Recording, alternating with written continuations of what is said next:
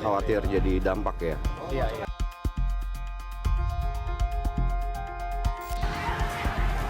Kantor kepolisian Mapolres Metro Bekasi Kota mendadak diserang oleh sekelompok orang yang tak dikenal pada Minggu petang.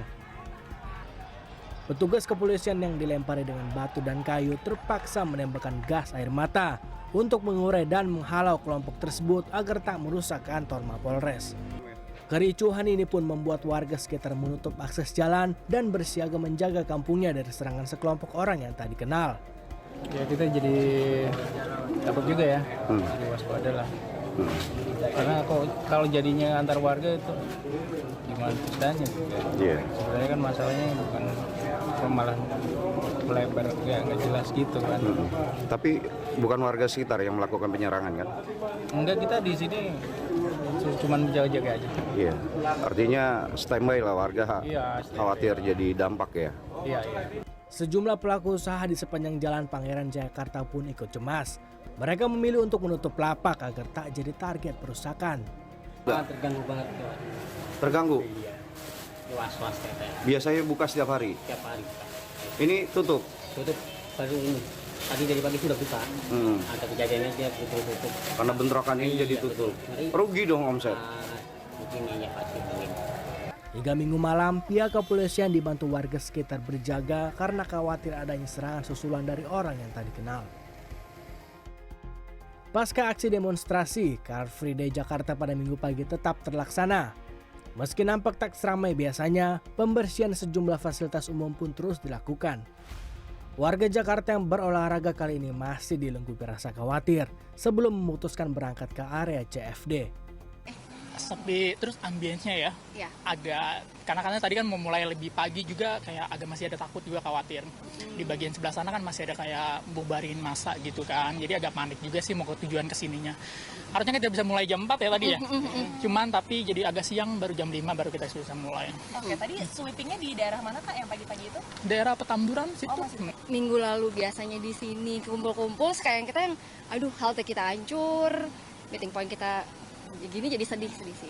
Terdapat setidaknya 6 halte terbakar dan 9 halte Transjakarta rusak akibat demonstrasi.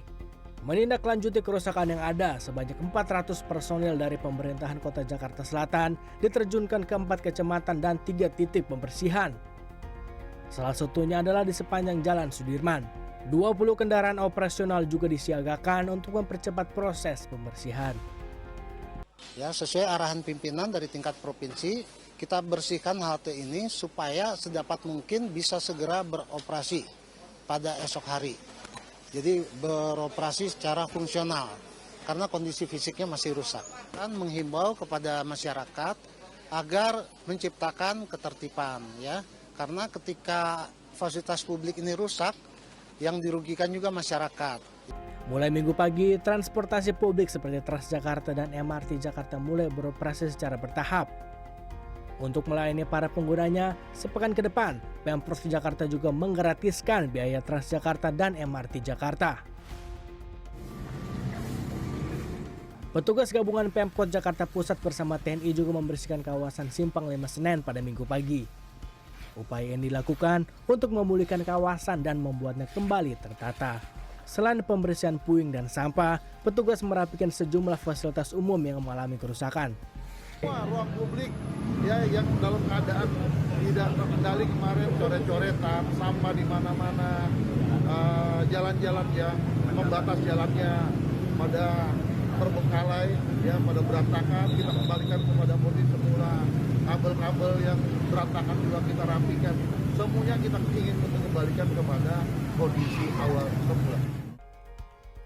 Pasca kerusuhan, sejumlah pertokoan di kawasan Pasar Senen Jakarta Pusat masih belum beroperasi pada Sabtu. Banyak dari pedagang yang mengeluh lantaran dampak kericuan menyebabkan mereka harus kehilangan mata pencaharian selama beberapa hari terakhir.